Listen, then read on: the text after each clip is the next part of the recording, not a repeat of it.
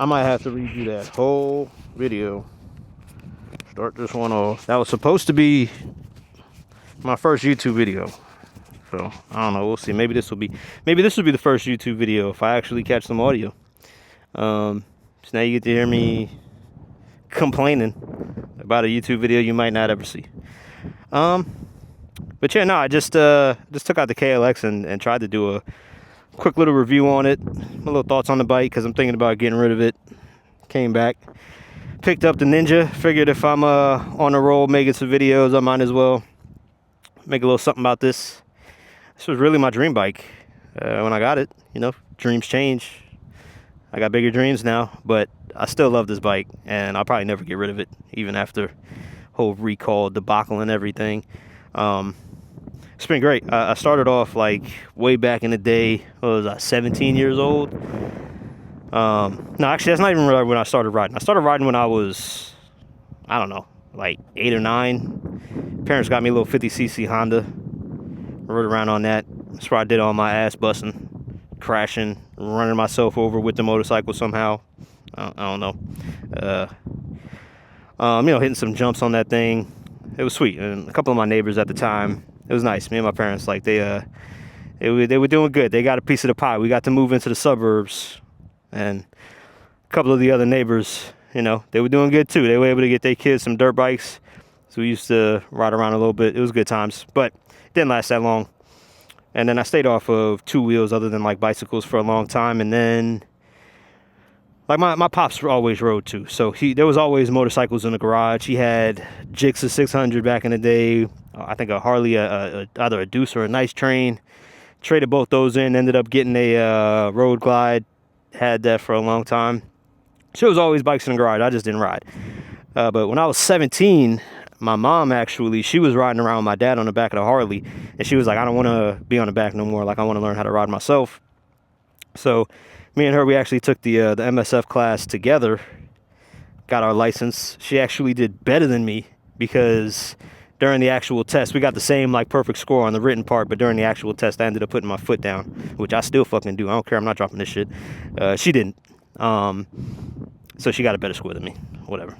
She don't ride no more. I fucking do. So there's that.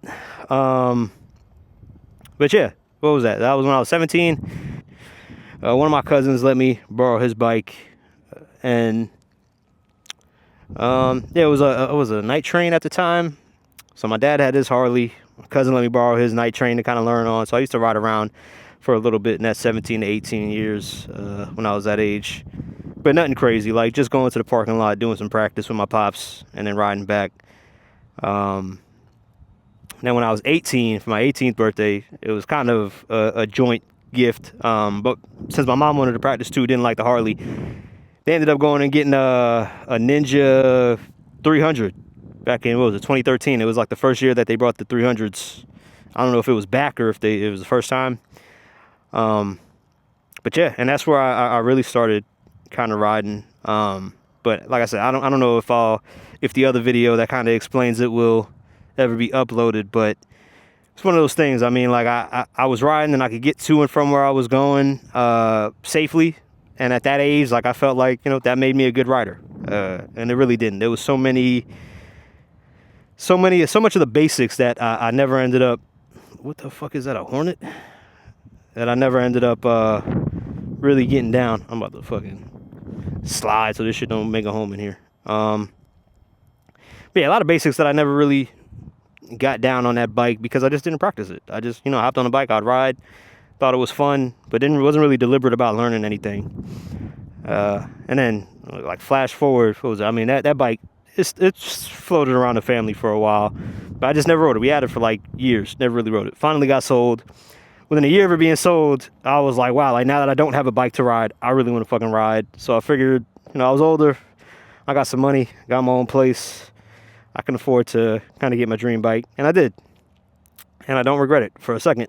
But I will say, I wasn't ready for this shit at all. And we'll do a cold start and we'll talk about it a little bit more. It's the SC Project slip-on. Not the full exhaust or anything, just a slip-on. It's a little quiet, but I like it. But yeah, so where was I?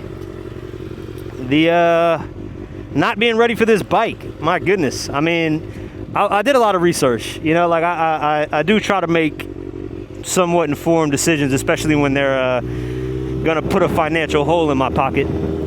So I did try to do a decent amount of research on, you know, what would be a good bike to jump up from the 300. I knew the 300 was just not enough power that I felt like I wanted. Like even the, you know, I don't know. I wanted something with more juice to have some fun on the highway. So I did consider the R7 for sure. I was really looking at the MT-07 as well. I knew this was my dream bike, but like trying to consider the responsible moves, I was really considering the R7 or the MT-07. I also actually like completely on the other side of the spectrum was looking at the Scout Bobber, because like I'm not like a, you know, super one way out of the other. I mean, I have a sport bike right now, but I like the cruisers and stuff, and that everything that I learned about that Scout Bobber, not the 60, the big one, I think that's got like 120 horsepower or something like that. I mean, that thing seemed like a hell of a bike. Like it's, you know, cruiser, chill looking, but it could actually rip and actually have some fun in the twisties. So I was considering that too. Went to the dealership, sat on it. I mean, that shit, the only thing that kept me away from that really was the price. That was like starting at 15, like MSRP. Had the analog dash still. Like they were only 1 year away from going digital. And I was like, I'm not gonna spend that kind of money on that right now. And then when I went to the dealership for the sport bikes and stuff, I don't know. It was, I sat on, oh, that was no good. Like I sat on the R7 and MT-07 and all that stuff, and I don't know, I couldn't really, so I figured if I was gonna spend the money, I couldn't justify not getting the bike I really wanted. So I did, and yeah, like I said, this shit was scary as fuck when I first got on it. That's with experience. Like not a whole lot of experience, not a whole lot of great experience, but I had experience. I knew how to ride a motorcycle. I could get to where I was going without busting my ass. And getting on a super sport like this, holy shit, it was literally felt like getting onto a missile with handlebars. Like, you know, they call it a crotch rocket for a reason. You are hunched over on this thing that just feels like it wants to fucking go. Like it feels like you're laying down on it the first time you get on it. It's super uncomfortable. It was like, how the hell am I ever going to get used to this? And it took a while, and I did get used to it. But you know what happened with me, and I think what happens with a lot of riders that people don't necessarily address when they should, and that's how they end up hurting themselves or crashing, is that like when you get on these bikes, even something like this, like even with no experience, you can learn it, you could get proficient at riding it. Like you don't have to start small. But the problem is you get to a point where after you learn the basics and you get relatively comfortable on it, you want to start having fun. I mean, that's what these bikes are freaking made for. And the reality is you really can't have fun without risking your friggin' life unless you have the skills to do it. I mean, it sounds kind of simple when I say it out loud. I'm sure there's a more eloquent way to say it, but like you could do the dangerous things when you put in the work to become proficient at riding, and the things that are, I don't know, dangerous for others, they're not that dangerous when you know what the fuck you're doing. But a lot of people, they want to skip to that fun part, and I don't know, there's got to be I've explained it in my head better. Maybe I'll figure out a better way to explain it on this ride, and I'll be able to do some editing magic. But I don't know, like there's a point where you get in your ride and where it's like you have to ask yourself, if I want to have more fun with this bike, I either have to risk my life or I have to get better at riding. I think that's the best way to put it. Like, if I want to have, you get to a point where if you want to have more fun, you either have to get better at riding or you have to risk your life. And a lot of people say, fuck it, I'm just going to risk my life, and whatever happens, happens, and shit happens. So like, you do, like, even after you start getting confident, you start getting proficient, you almost have to go and take a step backwards and say, all right, now let me like really get I don't know, nice with this shit before I go out and start trying to lane split at 100, 130, 150, you know, doing all that crazy shit, like, I don't know, doing wheelies and stuff, like, so, you know, I just think a lot of people, you know, they get comfortable and then they want to just jump straight into the fun, which I understand, but, like, do the work first, because once you do the work, like, the fun ain't going nowhere. It's even more fun after you've done the work, because you're not constantly thinking you're gonna fucking die having the fun that you're having. You're like, okay, I got this shit, I know what I'm doing, and like, you know, I can read the traffic, I can read the cars, I know how to move my bike, you know, so you can have even more fun once you've done the fucking work. But if you just jump onto these bikes and are like, hell yeah, I don't, you know, it's easy enough to go fast and to cut up through traffic, I don't really need to practice all that much, and you start jumping straight into the fun stuff, yeah, I don't know, I feel like people end up getting hurt that way. So, all that rambling and ranting to be said, like, that's when I ended up actually going back down to the KLX 300 SM, because, like, I was getting comfortable enough on the bike, but, like, you know, getting from point A to point B, well, it was fine. Like, it was no problem. It was a no-brainer. I could do it. I didn't sweat. But, like, even some novice level skills, or what's novice? Maybe intermediate. Like, some intermediate level skills I hadn't really picked up on, and you could drive around and get to where you're going with just the beginner level skills, but you can't safely have fun, and that's like the point that I'm trying to make. So I wasn't able to have the fun that I wanted to have on this bike with the skill level that I had, without feeling like I was gonna fucking die every time I tried it. So I got the KLX, and that's why I really, you know, tried to pick up on a lot of the skills that I was missing, I was lacking, and I did. I feel like it helped me out tremendously. The skills transfer, like, I don't know what the word is, but very well.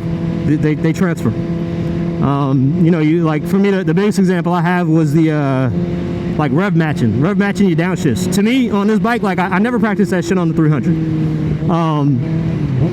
I never did that shit on the 300. I just, if I was coming to a stop, I clutched in and coasted and just clicked all the way down until, you know, I was in first gear, and then I just rolled to a stop. That's how I used to brake. That's how I used to turn for the most part too. It's fucking crazy. But, you know, I could get away with it.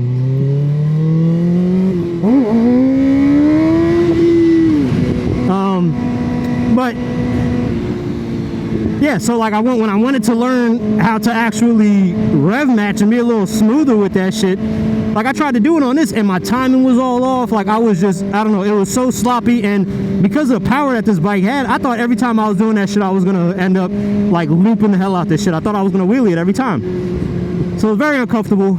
And, like, something as simple as that, like, that is a very arguably, like, beginner skill. I know some people say you don't really need to know how to rev match. It's not really, like, that beginner, but I don't know, it really smoothens out your ride, your turn, and everything. So it was super helpful to learn. But yeah, like, I hopped back onto that KLX, start practicing doing the rev matching and stuff, and, like, it's crazy. In no time you end up learning on something like that, and you still have to acclimate to doing that stuff on a bigger bike, on a more powerful bike, but the acclimation process is quick because you already have the muscle memory. Your fingers and shit already knows what it's doing. It already understands the timing to an extent. So you're just in a better position to be successful with it and not do some dumb shit like accidentally looping your bike. But, you know, what's up, brothers? I think I might have waved to y'all earlier. Look, half of them don't even fuck with me. They liked me better when I was on the KLX.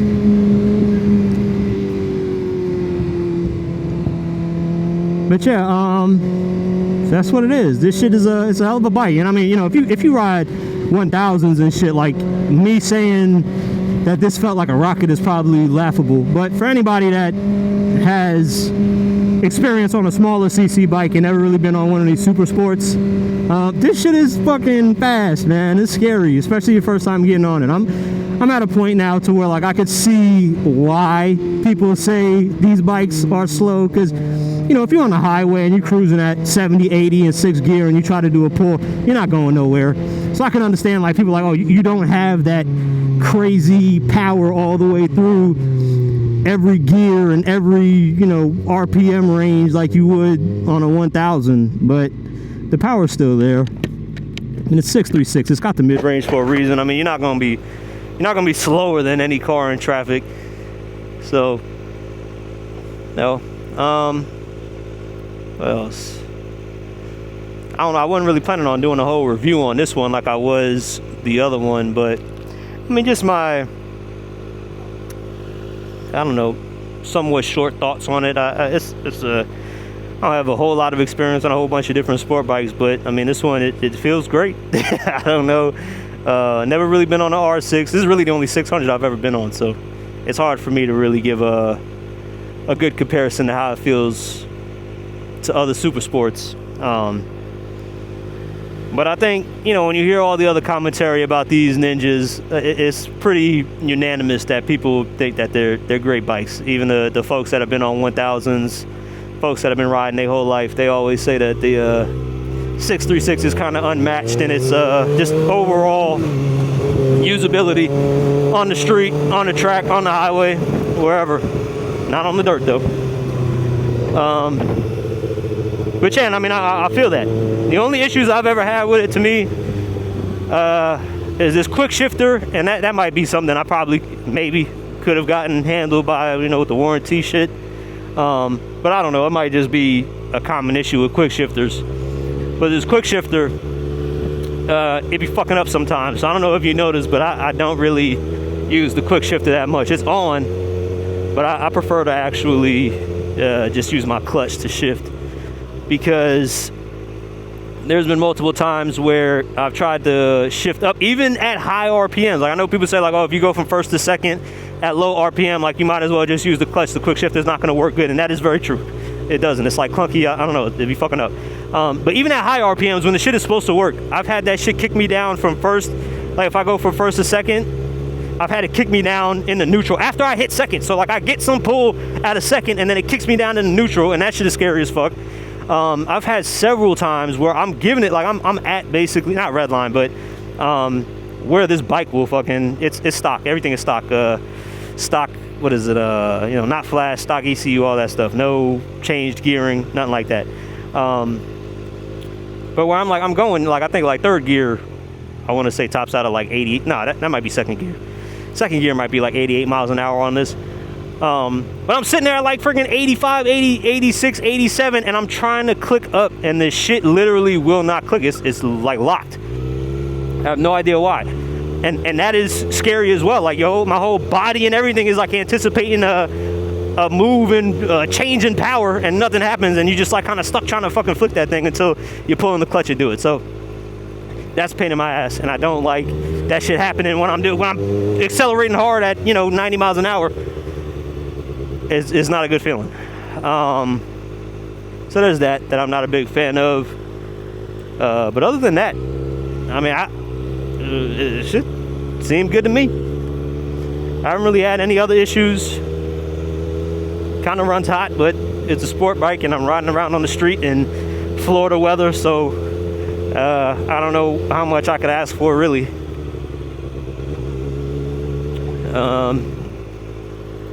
Wheelies, man, wheelies on this shit. You see how I put, well, I don't know. If I manage to get enough usable audio from that KLX video, you'll see how easy I could pull them KLX wheelies up.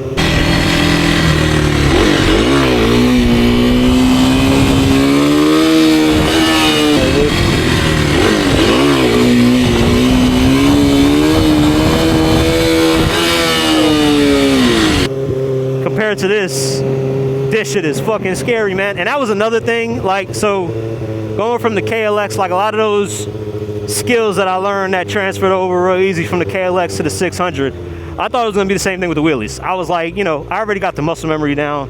I'm not scared of balance point. I know what it feels like. I'm good. I'll be able to pop this shit up. Yeah, I was absolutely wrong about that. Oh, buddy. Yeah, I was really wrong. Like, I have the muscle memory, I got, you know, all that good shit, but it was still scary as fuck. And I was going out and, like, just immediately trying to get to balance point, which is something one of these guys I recently watched said too, like you kind of trick yourself into thinking that once you get to balance point and once you feel it, that somehow like you'll just be able to replicate it every time. Like you keep pushing and keep fighting to try to get to balance point because you feel like that's the answer. Like that is gonna make the difference. Once you could just feel balance point, like you'll be able to get there again, no problem. It's not fucking true. It's not true. Like there's a whole lot of steps that you gotta do repeatedly over and over before balance point, before you feel comfortable and consistent pulling that bike up. And that's not for everybody. I have seen some of these guys that have been stunt bike riding for years, all different types of machines. They'll hop on a stock 636, a stock 1000, and in 2 minutes pull that shit up to balance point. I mean, you know, Brian 636 be doing that shit. Jared be doing that shit. Zx6r, I'm sure, could do that shit. And like, those are YouTube stunt riders. There are other motherfuckers out there that you never heard of that can probably do even wilder shit with even less effort. You know, so like people could do it. I'm just saying, like the average person, like if you're still learning wheelies in general, you're not just gonna be able to hop on a new bike and lift that shit straight up the balance point and be good. Even if you do, like I was able to get this shit up like close to balance point, but just with no consistency. So even if you can get it up there, there's no guarantee without the work and without the repetition that you'll be able to do it consistently, and that's really the problem. Like, you know, if you're just getting content for Instagram Reels or YouTube, whatever it is, you just edit out all of the shitty attempts and you put the one good one in. I do that shit all the time. I slow that shit down to make it look like I held it longer, all that good stuff. You know, you could do all that stuff, but it's a lot more dangerous. I mean, like when I'm inconsistent with it, I feel like I don't even want to fucking practice, and that like that's what ended up happening. Like I was trying to chase balance point, and every time like the bike was shooting up at different rates. It was super uncomfortable, and it like makes you fucking scared. Like I don't even really want to go out and fucking practice because that shit's scary. That's how you know you fucking doing some shit wrong. Like take that shit back down. You popping it up. You trying to get way too high too quick. Get consistent, just like doing little baby pops. Do that shit and like get comfortable doing that over and over and over. And like slowly, like that shit will not be scary, and you'll eventually be frustrated just doing that, and you say, man, fuck it, I'm gonna give it a little bit more gas this time. You give it a little bit more gas, you're like, oh shit, okay, that's what the fuck I'm looking for, and then you go to that new height and you keep doing that shit until that stops getting scary, and you go from there. Do not just hop on that bitch and try to go straight to balance point. That's my my lesson of the day. But you know, also live your life. Do what you want to do. If you want to go straight to balance point, it's not my back that's gonna have to be fucking rebuilt. My shit's already fucked up and I haven't looped yet. Is that a...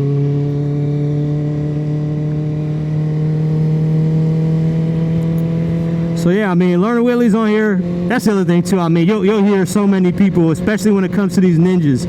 It's like, I don't really get offended by it, but it's like such an unintentional slap in the face when you tell somebody like, oh yeah, I'm starting to learn how to do wheelies on the Ninja, and every motherfucker that knows how to do wheelies like, oh yeah, Ninja's, hell yeah, that's the easiest bike, that's great, that's a great bike to do it on, that's easy as hell, lifts right up, super smooth, hell yeah, Ninjas, wheelies, fuck yeah. I'm like, dude, this shit is fucking terrifying to me still. Calm down. I don't need to hear you saying how easy this shit is when I cannot do it consistently. But it is what it is. I get it. Like, compared to, I think, like that KLX learning on, it's just, it's different. Like, to me, that shit was easy because it was low risk. Like, the stakes were low.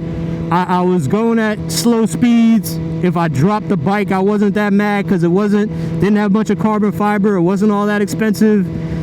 Like, you know, I'm doing 15-mile-an-hour wheelies. That shit was...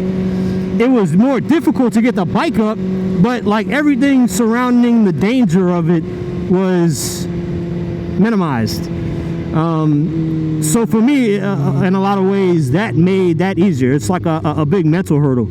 This is different. Like on that KLX, I could literally pick it up to balance point and ride it out from here, just like this, balance point, and ride it to, you know, however down this road. And I'm not that nice, I can't go that far, but I could get it, you know, a decent way down this road at balance point, easy. Like going, you know, 15, 20, 25 miles an hour. I'm not doing that shit on this. Like, I need the space. And the thing with that KLX is, even when I was practicing, like the little baby jumps, like still, like you're not going that fast, so you could get a lot of reps in a small parking lot on like small back roads like this.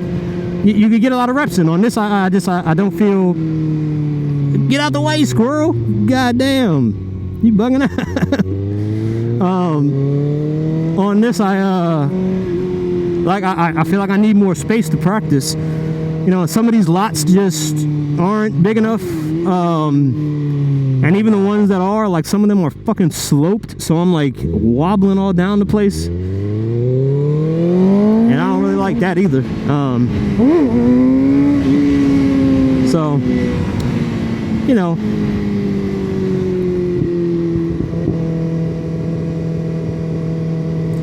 yeah, you could do it. You could do anything if you put your mind to it. That's what they tell you. And you put your fucking body on the line. That's the other part.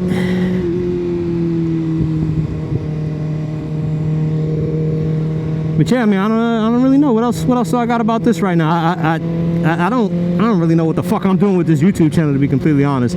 Again, I had a whole lot of good shit that I said in that other video. I don't know how much is gonna make it, so I'm like kind of now blending the two fucking commentaries on this bike when I meant to have it all on the KLX. But I said, like, doing this YouTube stuff kind of with a similar mentality that I'm doing the Instagram thing, where like I have really no expectation that anybody's gonna watch this shit. But for me, I do genuinely enjoy being able to like go back through these phases of my life and see some of the you know, the videos that I have and the thoughts that I have about certain things. So I haven't really posted anything on YouTube right now. All I have is my Instagram reels to kind of remind future self of this time period of my life. And I did want something like a little bit more longer form, where I could really talk about like my experiences a little bit more, and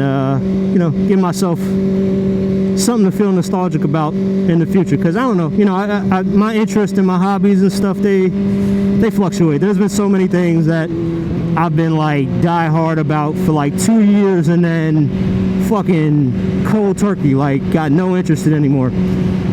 So, you know, I don't expect that to happen with motorcycles. I don't really expect it to ever happen with anything, but it could. And I want to have some good memories that I could go back to, not just in my head, but actually on the internet now, since that's an option. So, I don't know, you know, if people watch it, that's dope. Hope you enjoy it, but if not, I hope I can at least enjoy it at some point. But that's really my my reason for it. It made a little bit more sense on the KLX because I talked about really my main motivation for making that first video was the fact that I'm really considering getting rid of that bike and picking up a KTM 690. But we'll see. We'll see, because it's a great bike. I really do love that bike, especially as a second bike. Like, the only problem I really have with it is just the lack of power. Like, I can't take it on the highway, and I wish I'd at least be able to feel comfortable on like little short highway runs, and I'm really not. And I think the KTM would do a lot better on the highway. And I want to do second gear shit. Like, second gear on that KLX is just like second gear wheelies. It's doable. People do it. I mentioned this dude, Salt the Wound. I used to watch his videos. He used to pop his shit up in second gear without much effort. I'm not nice like that. I gotta basically throw my fucking back out to get that shit up in second gear, and I'm getting old. I don't really feel like doing all that. And I got a bad back, so I really don't feel like doing that shit. I want something that comes up a little bit easier. So I think I learned what I wanted to on that KLX. Still always more to learn. Like, I did actually, I wanted to do a track day on that thing. Even though I heard like Jennings is the closest track to me. And people told me like it'd be a little slow for Jennings, even though Jennings ain't like a crazy 600 1000cc track, but still like the KLX will still be a little slow for that, from what I heard. But still, like, I've never been on track, I've never even really been in the twisties, so like to get some of them fundamentals down on that slow ass bike, I think would be good, and it'd be fun, like, to take that out on the track. But I don't know if I'm ever gonna end up doing that before I get rid of it. Track is kind of far for me, and yeah, I don't know. Costs a lot of money, kind of far. It'd be worth it, I'm sure. I'm not even gonna sit here and be like, I don't know if it's worth it. Everything I hear about the track, it sounds like it's worth it. I just, the stars haven't aligned for me yet. They will though. Maybe not before I get that 690. Hey, what is that, a little 125 or something?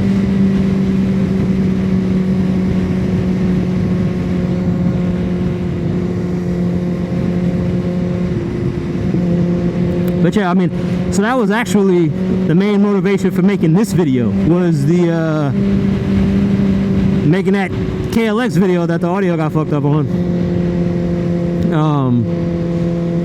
It was because I might get rid of it. I wanted to put something down on YouTube before I do, to remember that bike by. It's a special bike in my heart, even though I'm looking to get rid of it. It is. But since I was already out, and you know, I was already yapping on camera and shit, I figured I would just hop on this and take this out, try to make a video with this too, see what we're working with. And it's funny, you know, I tried to do this in my garage, like just kind of in front of the camera. You know, the first couple, like I was gonna do like some review videos first, and being in front of the camera in that silent ass garage with my own voice echoing, I literally could not fucking do it. I could not do it. I'm surprised how much I feel comfortable just kind of yapping to nobody right now while I'm on the bike. But being on the bike, I feel a million times more comfortable just talking shit than I did sitting in front of the camera. I don't know the psychology behind it, but I know it fucked me up. So might not see me in front of the camera for a while, until I get at least somewhat comfortable with this shit.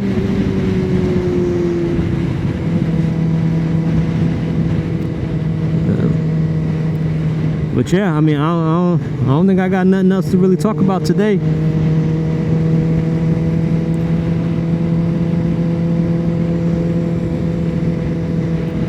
Except for being stuck behind this dude on this road is no fun.